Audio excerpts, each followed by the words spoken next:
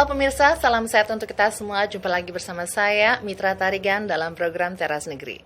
Program Teras Negeri ini dapat Anda saksikan di kanal YouTube Tempo.co. Tamu saya pada hari ini adalah calon Wali Kota Bogor, Dr. Randy Rayendra. Halo Bapak. Halo Mbak Mitra. Apa kabar? Selalu baik. Dokter ya, tadi kita sepakatnya ngomongnya dokter agar lebih Siap, enak ya dokter boleh. ya. Baik, Siap. Dr. Rayendra. Siap. Dokter izin saya memperkenalkan dokter lagi lebih dalam lagi kepada teman-teman semua ya dokter ya. Ya. Pemirsa, Dr.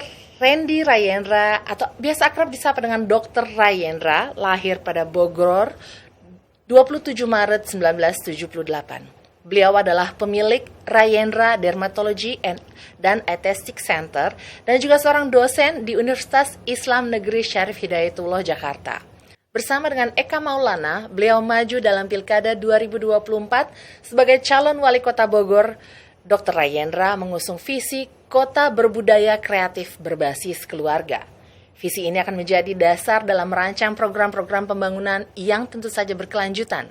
Beliau juga bertujuan untuk mencapai visi kota Bogor 2045 yang lebih luas, yaitu kota sains kreatif berkelanjutan. Hal ini menunjukkan komitmennya untuk memajukan kota dengan pendekatan yang inovatif dan berbasis pada kebutuhan masyarakat. Dr. Rayendra memiliki 12 misi yang mencakup berbagai aspek kehidupan masyarakat. Beberapa di antaranya adalah mewujudkan suasana kehidupan yang aman dan nyaman, meningkatkan transparansi pemerintahan, serta memperluas peran perempuan dalam masyarakat. Selain itu, Dr. Rayendra juga merancang sejumlah program prioritas yang bertujuan untuk meningkatkan kesejahteraan masyarakat. Program-program ini termasuk Rumah Glowing, pengembangan UMKM, layanan kesehatan gratis 24 jam, serta penataan infrastruktur kota. Baik pemirsa, nggak perlu berlama-lama lagi, mari kita berbincang dengan calon wali kota Bogor, Bapak Dr. Randy Rayendra. Siap. Halo dokter. Halo Mbak Mitra. Banyak ya sebenarnya program yang sudah dipersiapkan ya dokter ya? Iya, banyak sebetulnya program-programnya pastinya menjadi program unggulan. Tapi nanti beberapa yang bisa kita kupas tuntas, program mana yang bisa lebih diaplikasikan kepada masyarakat dan bisa langsung dirasakan oleh masyarakat khususnya di Kota Bogor. Pastinya. Dokter nih sebelum kita mempreteli, bahasanya mempreteli ya beberapa isu-isu yang menurut kita menarik itu dokter. Pertanyaan pertama adalah, ini sebagai pemilik aesthetic klinik aesthetic aku katakan sudah 15 tahun juga tadi. Tapi akhirnya transformasi karir ke dunia politik. Ini kalau boleh tahu nih kenapa nih dokter? Iya. Jadi memang profesi awal saya adalah seorang klinisi, seorang dokter spesialis kulit dan kelamin. Saya juga profesi lainnya tadi sudah dikatakan oleh Mbak Mitra adalah seorang dosen di Fakultas Kedokteran Universitas Islam Negeri Jakarta Syarif Hidayatullah. Jadi saya ini adalah seseorang yang senang bekerja atau gila kerja sebetulnya. Saya gila kerja Mbak Mitra, jadi memang kalau saya banyak baca, banyak berpikir, dan bahkan sampai hari ini pun saya masih kuliah Mbak Mitra. Saya sedang mengambil S2 Hukum. Oh wow. Tinggal maju tesis saja, selesai, maka saya akan menambah gelar lagi. Tapi di luar itu bahwa saya adalah seorang pekerja keras dan senang berpikir sesuatu yang baru, yang menurut saya bagaimana kedepannya saya pribadi bisa lebih bermanfaat untuk orang lain.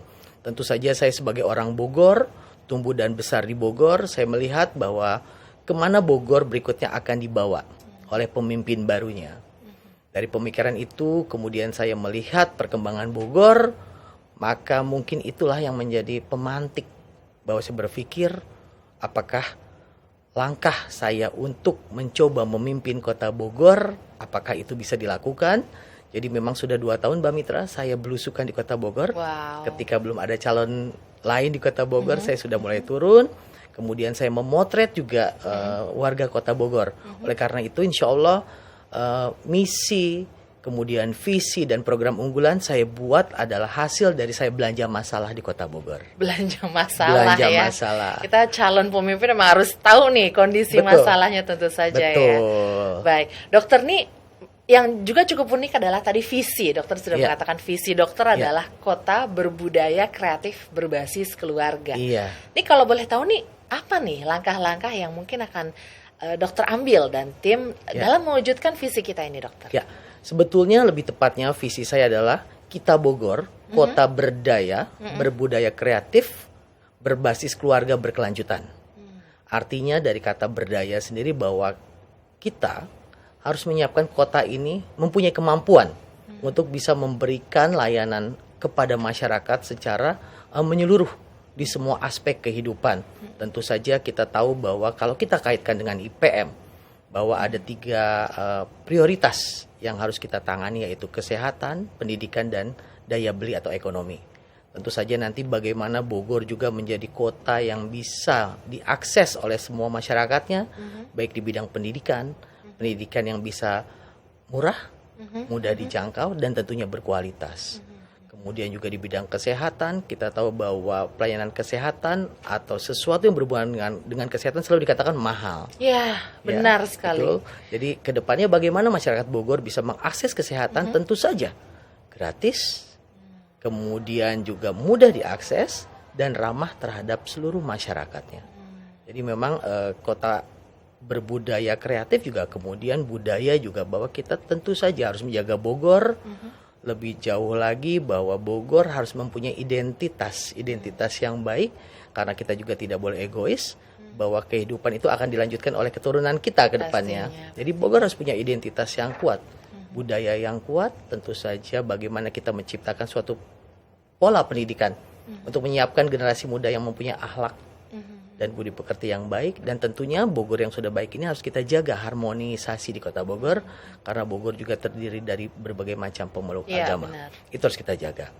Jadi tentu inovatif tadi adalah bagaimana Bogor bisa mengkreasi dan berinovasi khususnya untuk anak-anak muda. Bagaimana di Bogor ini juga kan tingkat pengangguran masih cukup tinggi. Kemudian tingkat kemiskinan juga. Jadi itu nanti kita ciptakan inovasi yang baik untuk kota Bogor ke depannya. Pastinya. Ya. Dokter, tadi dokter latar belakang kesehatan juga tadi sudah sempat menyinggung ada beberapa masalah yang mungkin masih perlu kita cari solusinya bersama dokternya. Dari segi kesehatan mungkin dokter.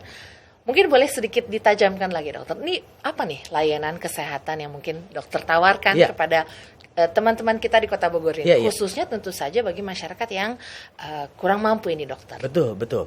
Jadi memang ada beberapa program di bidang kesehatan yang akan saya bawa. Yang pertama adalah tentu saja berobat gratis menggunakan KTP. Di sini bukan kami akan menghapuskan program BPJS di Bogor, justru kami akan melindungi warga Bogor yang terkendala dengan masalah BPJS. Karena menurut data bahwa 100% di Kota Bogor itu cakupan BPJS-nya 100%, Mbak Mitra. Tapi dalam kenyataannya hanya 79% warga Bogor yang sudah bisa mengakses BPJS. Di antaranya ada BPJS-nya memang nggak punya, atau nunggak, atau mati BPJS-nya. Nah di situ kami akan hadir berobat gratis menggunakan KTP. Jadi setiap warga Bogor yang sakit datang ke pusat-pusat kesehatan tentu saja akan dilayani bila mempunyai KTP Kota Bogor. Jadi kemudian yang kedua juga kami melihat kontur Bogor khususnya di Bogor Barat dan Bogor Selatan yang berbukit-bukit dan tidak dimasuki oleh kendaraan umum di sana. Sangat kesulitan untuk membawa pasien yang sakit ke rumah sakit. Akses layanan kesehatannya agak susah ya. Dan kami punya program juga untuk penyediaan ambulan di 68 kelurahan di Kota Bogor. Kemudian juga RSUD di Kota Bogor kita tahu baru 1. Dan kalau kita membangun lagi rumah sakit umum daerah tentu saja butuh lokasi, butuh anggaran yang besar, kemudian butuh waktu yang lama. Jadi bagaimana solusinya?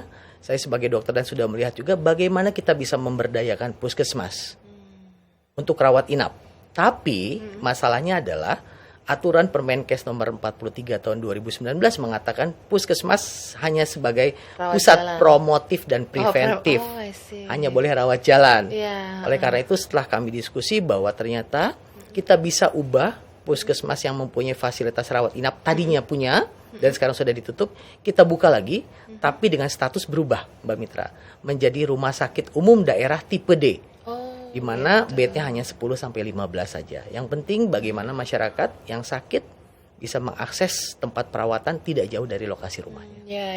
Klinik awalnya layanan pertama ya, klinik Layanan pertama, betul. ya, benar Jadi ya. kalau istilah saya gini, kalau ada pasien yang diare berat, dehidrasi, itu tidak mesti ke rumah sakit besar. Artinya bisa dirawat di rumah sakit umum daerah tipe D.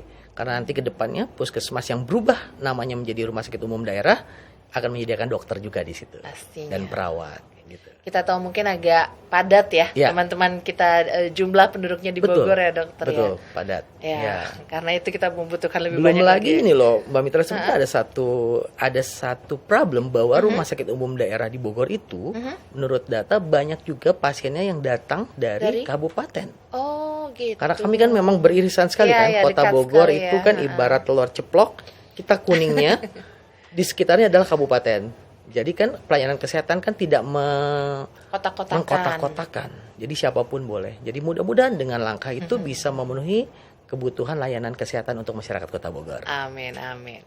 Baik, dokter, masih soal kita memberdayakan teman-teman menengah ke bawah nih dokter. Betul. Ya. Ini apa nih strategi dokter soal mengatasi pengangguran dokter? Tadi sempat dokter katakan, Betul. walaupun dekat dengan ibu kota mungkin ya, Iya. tapi ternyata istilah pengangguran ini masih menjadi sedikit masalah nih di Kota Bogor. Iya, iya. Seperti apa nih dokter? Ya. Kalau kita melihat pengangguran dari sudut kurangnya lapangan pekerjaan itu juga betul, Mbak Mitra. Tapi saya lebih menyoroti dari banyaknya warga Bogor yang tidak menyelesaikan pendidikan sampai lulus SMA. Jadi artinya kalau saya tetap melihat dari sudut pendidikan, karena dengan pendidikan yang tinggi Mbak Mitra, minimal sampai SMA, paling tidak buat saya adalah satu, dengan meningkatnya ilmu pengetahuan, maka derajat kesehatan akan meningkat Iya. dan derajat ekonomi akan meningkat. Jadi kalau saya melihat bagaimana kita memberikan pelayanan publik dulu di bidang pendidikan minimal sampai lulus SMA. Gitu. Jadi saya selalu bilang jumlah SMP di Bogor banyak Mbak Mitra. Memang negerinya sedikit, hanya 21. Sementara SMA-nya hanya 10 sekolah negeri. Kita tahu bahwa sekolah negeri gratis, sekolah Iya, swasta iya, berbayar. Nah, kedepannya bagaimana sekolah swasta yang jumlahnya 106, kemudian SMA-nya 140-an itu bisa menampung orang untuk bisa tetap sekolah di Bogor. Artinya saya punya program juga untuk sekolah swasta bersubsidi. Jadi anak-anak di Bogor yang penting intinya Mbak Mitra saya nggak mau tahu. Saya bilang saya nggak mau ngelihat anak Bogor putus sekolah sebelum kelas 12, saya nggak mau tahu. Harus sekolah semua. Nah dengan itu saya rasa meningkatnya angka kelulusan dari SMA, punya ijazah SMA minimal, insya Allah bisa kerja Mbak Mitra. Kemudian juga bagaimana menguranginya, saya ingin nantinya ada pusat-pusat pelatihan, karir center, karir dan talent center di Kota Bogor. Di situ bisa menampung anak-anak muda untuk kita latih, untuk kita beri keterampilan. Jadi lulus SMA punya keterampilan plus sehingga mereka bisa kerja. Keterampilan di bidang apa nih kalau Salah satunya di Bogor kita tahu bahwa jasa dan kuliner tinggi? sangat tinggi di Bogor. Saya pikir dengan menjamurnya kafe-kafe, resto-resto di Bogor, kita coba buat pelatihan barista pada anak muda nanti ke depannya. Sehingga anak muda punya keterampilan itu bisa kerja di coffee shop atau di restoran. Terlepas dari itu, bila mereka punya modal sedikit, mereka bisa jualan di rumah Mbak Mitra. Bikin Di sendiri rumah ya? kita jualan online. Nah, oleh karena I itu see. pelatihan yang berbasis digital marketing pun harus kita latih berulang kepada anak muda di Bogor. Supaya mereka bisa membuka lapangan pekerjaan sendiri. Pastinya Gitu. ya. Karena tadi pendidikan lebih tinggi lagi, mungkin harapannya peluang untuk mendapatkan pekerjaan lebih tinggi juga ya Pastinya dokternya Mbak ya. Mitra itu. Makanya saya melihat sisi dari pendidikan ini sangat penting juga di Kota Bogor. Pastinya dokter. Ya. Dokter, sekarang kita lebih ke UMKM dokter. UMKM. Ini tadi membuat coffee shop ya, bahkan membuat digital marketing itu kan jatuhnya tuh UMKM ya dokter. Betul, Artinya ya. harapannya tentu semakin banyak nih UMKM. Tapi mungkin yang sudah ada apa Ya. nih program atau inisiatif yang dipersiapkan dari dokter dan tim? Ya, UMKM kalau saya lebih menyoroti lagi bagaimana kita bisa memberdayakan kaum perempuan atau kaum ibu di wilayah. Kita tahu kalau saya tanya ibu-ibu punya handphone nggak? Nah. Punya semua. Handphonenya untuk apa? Untuk nonton YouTube, TikTok, TikTok, seperti ya. itu Mbak Mitra. Makanya saya bilang ibu-ibu kira-kira mau nggak? Kalau kedepannya handphone ibu itu bisa menghasilkan uang. Wah. Saya bilang, tentu dari belanja masalah di wilayah yang saya tanyakan, apakah program UMKM atau pelatihan sudah dilakukan di Kota Bogor yang diberikan oleh Pemkot dan lain-lain, masih sedikit sekali. Artinya sudah ada tapi sudah jumlahnya ada. tidak terlalu banyak ya. Betul. Bahkan kalau saya boleh dibilang sangat sedikit sekali. Saya pikir bila nanti ke depannya Pemkot mau membuat pelatihan-pelatihan kewirausahaan atau UMKM untuk masyarakat, khususnya ibu-ibu dan remaja, saya rasa itu akan sangat baik. Tentu saja UMKM jenis apa yang kita buat adalah UMKM yang memang sedang dibutuhkan oleh pasar, oleh market. Jangan sampai kita buat UMKM yang sebetulnya di masyarakat tuh nggak laku gitu. Jadi kalau buat saya adalah kreativitas tadi, inovasi tadi yang perlu. Tentu saja siapa yang harus kita lihat, banyak orang-orang pintar di Bogor, para ilmuwan-ilmuwan di bidang UMKM yang kita ajak agar nantinya banyak masukan, banyak ide-ide yang bisa kita buat dalam program UMKM di Kota Bogor gitu. Jadi jemput bola kalau buat saya, bagaimana nanti Pemkot menyapa seluruh ibu-ibu di wilayah, tentu saja dengan berbasis program kita kumpulkan dan kita latih terus-menerus secara berkala. Baik. Dokter, tadi dokter sudah menyebutkan soal perempuan ya, ibu dan perempuan. Ya. Ini kenapa nih dua sosok ini? Ya. Bukan karena mereka pasien paling rajin di. Gini gimana nih dokter? Kenapa nih perempuan dan para ibu nih kenapa nih? Iya, karena dalam pemikiran saya bahwa seorang bapak memang sudah punya tugas untuk bekerja dan mencukupi nafkah keluarganya. Sementara saya keliling 2 tahun di Kota Bogor, entah apa yang terjadi, memang saya paling banyak menemui adalah kaum ibu-ibu atau perempuan. Mungkin boleh saya bilang saya bisa menemui sekitar lebih dari 75% ibu-ibu, dan saya lihat ibu-ibu ini adalah satu komunitas, satu kelompok yang bisa kita berdayakan. Tadi sesuai dengan visi kita kota yang berdaya tadi, dan ibu-ibu saya yakin punya potensi yang besar. Saya selalu bilang bagaimana kita punya jualan yang sederhana. Kalau saya selalu identiknya dengan cilok kalau di Bogor. Tahu nggak Bang Mitra cilok? Tahu dong. Jadi saya bilang, populer. Saya aja punya tukang langganan cilok, saya bilang di satu tempat, rumahnya dalam gang, tapi saya tidak pernah datang ke rumahnya, belinya lewat online.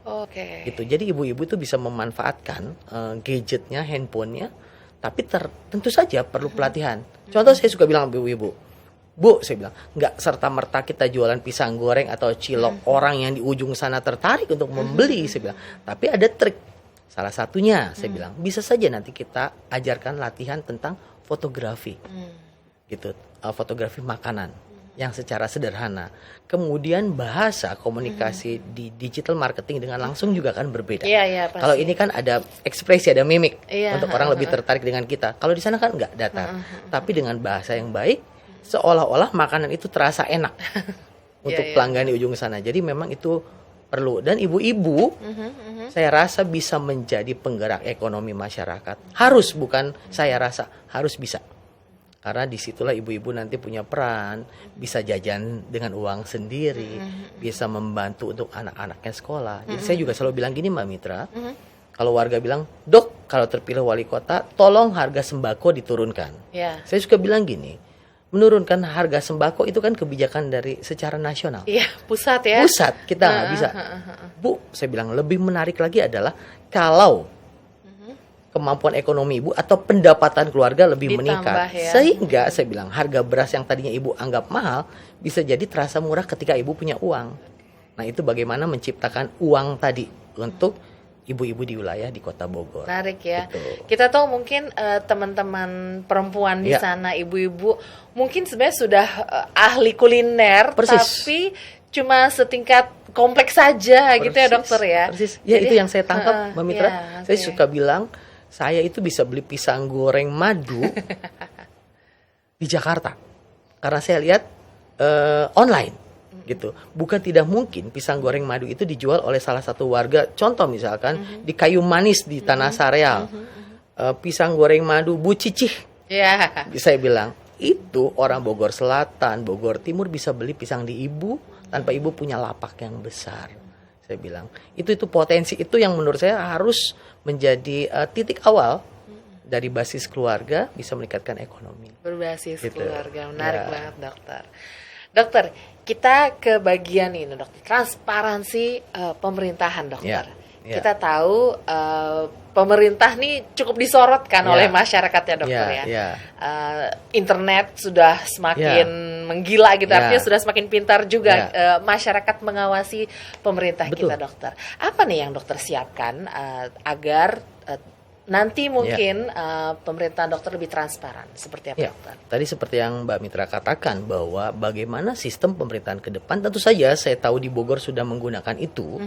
Bagaimana itu dibuat adalah untuk membuka komunikasi dan membuka juga ruang agar warga di Kota Bogor bisa melihat sebuah proses di Kota Bogor. Proses khususnya birokrasi misalkan itu bisa dilihat dan diakses oleh publik. Ya. Itu agar semua perjalanan di Kota Bogor bisa dikawal oleh masyarakat dan masyarakat bisa ikut serta yang punya concern, bisa memberikan masukan atau menilai Ya. apakah masih on the track atau sudah menyimpang. Asik. Jadi menurut saya sistem digitalisasi ini harus terus dikembangkan dan terus ditingkatkan menurut saya, karena kadang-kadang masih ada celah-celah juga dalam suatu proses yang membuat segala macam proses pembuatan sesuatu masih menjadi agak lama dan akhirnya membuat kita harus tatap muka. Sebetulnya dengan mengurangi sistem tatap muka itu kan mengurangi resiko terjadinya praktek-praktek, Iya, benar. praktek-praktek yang tidak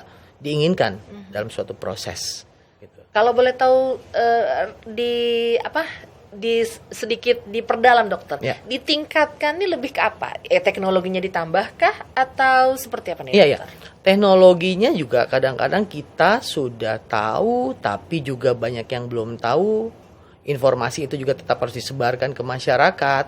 Jadi masyarakat menengah mungkin ke atas sudah sangat mudah mengakses, tapi masyarakat menengah ke bawahnya juga belum tahu, masih membutuhkan orang lain atau perantara. Saya pikir itu harus di sounding terus, disampaikan terus, digaungkan ke masyarakat, khususnya menengah ke bawah. Karena saya ini 2 tahun bergeraknya memang di menengah ke bawah, gitu, menyapanya. Walaupun saya kombinasi juga dengan Gen Z dan milenial. Kadang-kadang saya juga memberikan kuliah dan lain-lain. Jadi mungkin itu secara dalam harus diketahui oleh masyarakat. Ya, jadi diajak juga peran sertanya dan dibuka juga ruang publik untuk memberikan masukan. Ya. Jangan cuma melihat, tapi harus ada kolom komentar maksud saya. Oke. Ya, biar masyarakat bisa memberikan masukan. Artinya ikut serta dalam membangun Kota Bogor bersama Betul. dokter ya. Peran aktif masyarakatnya kita tingkatkan. Pastinya dokter, Ya. pastinya. Dokter, setelah tadi soal pemerintahan udah kita bahas, Ya. pendidikan juga tentang kesehatan. Sekarang soal iklim nih dokter, kelihatannya besar ya dokter ya. Tapi yang paling dekat adalah soal menjaga kebersihan di Kota Bogor. Betul. Kita tahu Bogor tuh cukup padat ya. Padat. Tidak hanya salah satu kota penyangga Jakarta Ya. yang cukup padat dokter Ya, ya. ya. Sampah menjadi masalah di daerah betul. yang padat ya dokter Betul, ya. ya. Apa nih solusi yang ditawarkan dokter? Ya, jadi memang di Bogor ini problem sampah selalu juga disampaikan oleh masyarakat. Salah satunya masih kurangnya tempat pembuangan sampah sementara.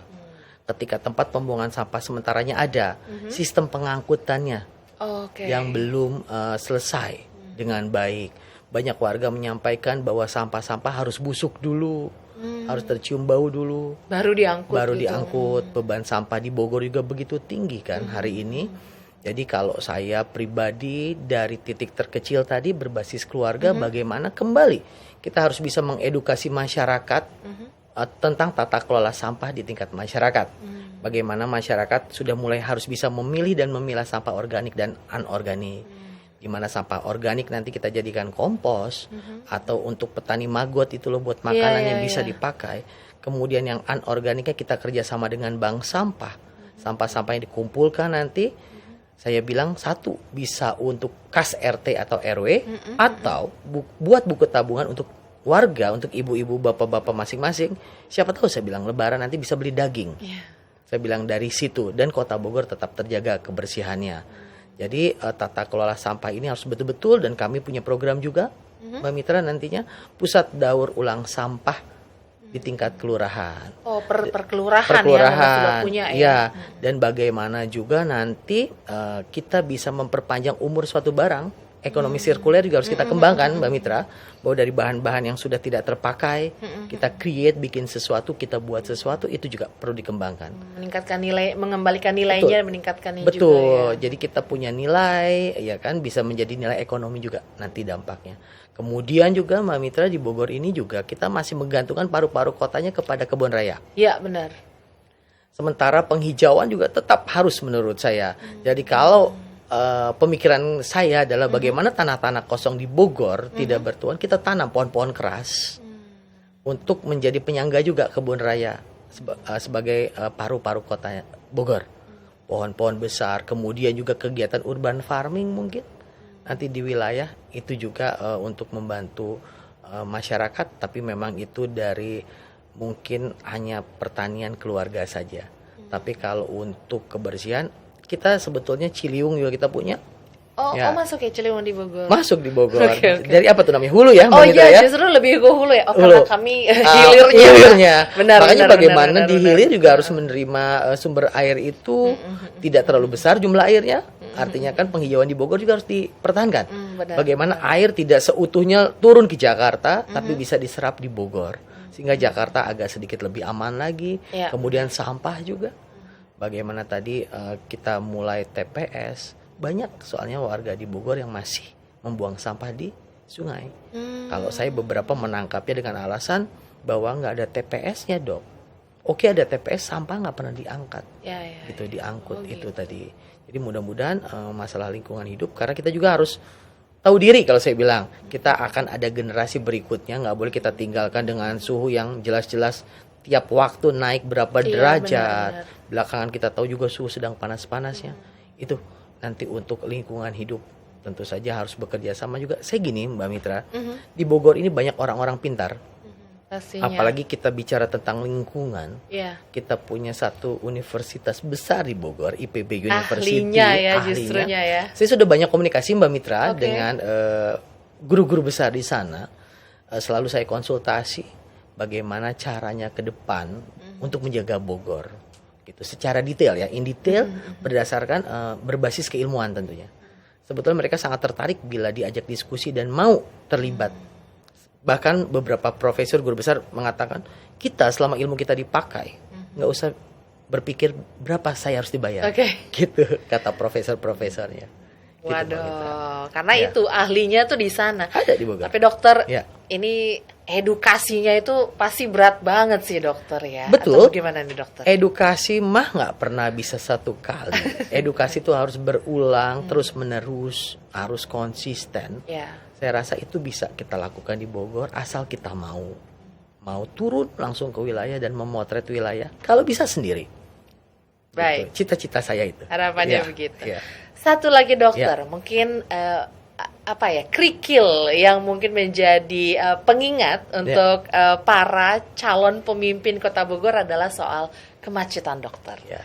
Nah, ini gimana nih dokter? Kita tahu apalagi beberapa waktu lalu sempat maksudnya bahkan kalau libur panjang Bogor adalah tujuan Iya. wisata kita ini Iya, dokter, iya. warga sekitar Jakarta. Iya. Ini mengatasinya gimana nih dokter? Iya. Ya, memang kalau saya melihat belum terintegrasinya sistem transportasi baik di Kota Bogor ataupun dengan kota-kota di sekitaran Kota Bogor. Saya juga pernah baca bahwa Badan Otoritas Transportasi kita juga masih ada di bawah Kemenhub. Ya. Yang saya rasa belum berjalan sempurna atau belum bisa menjawab tantangan kemacetan di kota-kota Jabodetabek ini. Jadi saya harap mungkin kedepannya otoritas transportasi publik ini juga bisa menjadi badan tersendiri sehingga lebih tanda kutip leluasa untuk membuat sistem transportasinya jadi terintegrasi. Kalau saya mimpi di Bogor, salah satunya saya punya program juga, saya tuh ingin nanti ke depannya mengutip atau mengadopsi dari sistem Jaklingko di Jakarta. Oke. Bahwa saya punya mimpi bahwa besok di Bogor transportasi untuk pelajar minimal bisa gratis. Dengan begitu saya berpikir itu akan mengurangi satu titik. Walaupun cuma setitik kemacetan di Kota Bogor. Karena kita tahu banyak pelajar SMA yang kemana-mana udah menggunakan kendaraan Motor, benar sekali. itu juga pribadi. akan mengurangi resiko kecelakaan pada pelajar. Kemudian sistem tadi feeder-feeder atau angkot-angkot di Kota Bogor sebagai penyangga. Jadi hari ini kan bahwa jumlah angkot di Kota Bogor tuh masih banyak Mbak Mitra, masih 3.400 angkot di Kota Bogor. Dan kita lihat juga kadang-kadang pemandangannya angkot-angkot jelek Agak masuk. padat ya. Iya, ke tengah Agak kota. padat ya. Sementara tingkat cakupan penumpang juga sudah turun. Saya bilang nanti kita tata kelola. Bagaimana angkot-angkot bagus masuk ke Bogor, karena saya punya tagline kan, sehat warganya, glowing kotanya. Oke. Artinya keindahan itu harus terjadi di Bogor. Angkot-angkot yang pintunya udah copot, saya bilang catnya udah ngeletek, jangan masuk ke pusat kota. Saya bilang. Dan tentu saja ke depannya kita pikirkan juga, mungkin udah diinisiasi juga oleh Kang Bima kemarin, yang ramah lingkungan. Itu nanti kita lihat ke depannya, tapi Kang Bima juga kemarin baru memberikan sampel 5 angkot listrik. Oh, oke. Gitu di Bogor. Menarik ini. Jadi nanti tentu saja terintegrasi, murah, ramah lingkungan, dan tentu juga ramah terhadap difabel, kaum difabel. Ya, Itu yang saya pikirkan. Kemudian memang tentang bis Transpakuan dan lain-lain hari ini sudah berjalan di Bogor, tapi masyarakat kita juga belum terbiasa untuk jalan kaki jauh. Jadi shelter-shelternya juga masih agak jauh. Bagaimana nanti fasilitas layanan publik seperti trotoar antar shelter juga dibuat bagus sehingga orang sudah mau jalan kaki, seperti halnya di negara terdekat lah, Singapura, seperti itu. Nanti kita buat terintegrasi biar murah. Kalau bisa di Jakarta sudah ya, satu tiket bolak-balik berapa, misalkan 5.000 rupiah gitu. Nah itu mudah-mudahan di Bogor juga bisa kita akomodir. Di beberapa daerah tuh ada bajai listrik gitu ya. Ya. Di Bogor apakah juga ada atau belum juga? Di Bogor belum. Sistem transportasi itu belum. Nanti kita integrasikan mungkin dari yang online, angkot, bis Transpakuan. Nah itu yang belum tuh di Bogor, belum terakomodir menjadi satu bagian. Artinya masih banyak yang bisa kita kelola untuk mengatasi kemacetan di Bogor. Saya rasa bisa. Jadi juga satu saya bilang yang harus jadi perhatian bahwa selama ini yang disalahkan di Bogor adalah angkot. Oke. Padahal menurut saya jumlah pertumbuhan kendaraan bermotor roda 2 dan roda sangat tinggi. Dan itu tidak bisa ditahan kan? Publik ingin membeli mobil sendiri kan? Boleh. Beli motor boleh. Benar sekali. Tapi angkot tidak boleh bertambah. Iya, gitu. iya, Jadi intinya adalah bagaimana betul dengan tidak adanya angkot bisa melayani publik. Tapi kalau belum, saya rasa tata kelola angkot tetap harus dilakukan. Karena kalau saya survei, Mbak Mitra, di kalangan menengah ke bawah, bahwa angkot masih dibutuhkan oleh mereka. Cuma di beberapa titik, satu di Bogor, angkot dari kabupaten juga masuk ke kota Bogor. Tadi masalah integrasinya integrasi tadi, ini ya. itu yang membuat Bogor tuh tampak angkotnya banyak sekali. Gitu Mbak Mitra. Waduh ya, integrasi Ya. ini menjadi PR bersama, nggak cuma Betul. Bogor saja mungkin, Betul. tapi penyangga yang lain Jakarta juga lain ikutan ya. Betul. Kalau perlu katanya tadi LRT sampai ke Bogor itu kan rencana awal seperti itu. Itu sampai di daerah dekat terminal Baranang Siang Bogor. Tapi itu belum ya, baru sampai Cibubur. Mudah-mudahan kedepannya itu akan menjadi sarana transportasi orang Bogor yang bekerja di Jakarta. Amin. Ya. Amin ya Rob, amin. Ini menarik banget nih pemirsa. Kita udah banyak banget cerita tentang berbagai hal dokter ya. Tapi sayang sekali dokter, ini waktunya juga sudah habis. Siap, dokter. Mbak Mitra. Masih banyak yang masih bisa dikuliti tentu saja dokter ya. Tapi mungkin di lain waktu lagi. Siap. Dokter, ini karena sudah di penghujung acara, kita persilakan nih dokter, mungkin ada closing statement atau ajakan kepada teman-teman kita Bogor semua. Silakan dokter. Ya. Jadi buat warga Bogor, insya Allah pada tanggal 27 November nanti kita akan berbondong-bondong ke TPS untuk menyalurkan hak suara kita. Saya hanya berharap, saya berdoa mudah-mudahan Bogor ke depannya bisa lebih maju lagi, kita bisa punya pemimpin yang bisa mendengarkan seluruh keluh kesah masyarakatnya hingga mencarikan solusi terbaik sehingga warga Bogor bisa hidup lebih baik lagi di kota Bogor, Bogor menjadi lebih maju lagi, Bogor menjadi kota yang berdaya, bisa menyediakan segala kebutuhan masyarakatnya, terutama untuk kehidupan perekonomian, sehingga apapun yang diinginkan oleh warga kota Bogor bisa terrealisasi dengan baik, yaitu salah satunya adalah untuk bidang kesehatan, pendidikan, dan daya beli masyarakat Bogor menjadi lebih tinggi lagi. Baik. Begitu Mbak Mitra. Terima kasih banyak Sama-sama, dokter, Mbak Mitra. berbagai informasinya keren sekali. Terima kasih Siap. juga sudah berkunjung di Tempo, dokter. Sama-sama, terima kasih Mbak Mitra. Baik, demikian bincang-bincang kita dengan calon wali kota Bogor, Dr. Rendy Rayendra. Pemirsa, program Teras Negeri ini akan kembali dengan sejumlah calon kepala daerah yang memberikan inspirasi tentu saja untuk kemajuan negeri. Saya Mitra Tarigan beserta kru yang bertugas pamit undur diri. Sampai jumpa.